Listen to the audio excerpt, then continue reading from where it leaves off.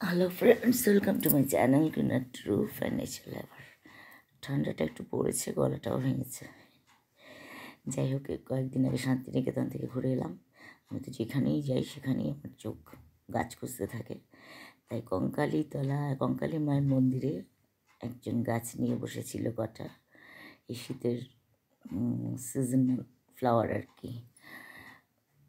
দেখে তো আমি তো পট করে নিয়েই নিলাম, কিন্তু আনতে গিয়ে অবস্থা খারাপ হয়েছে গাছগুলোর। তারপর আনার পরও একদিন পড়েছিল, কারণ আমি তার পরের দিনও আবার গেছিলাম আরেক জায়গায়।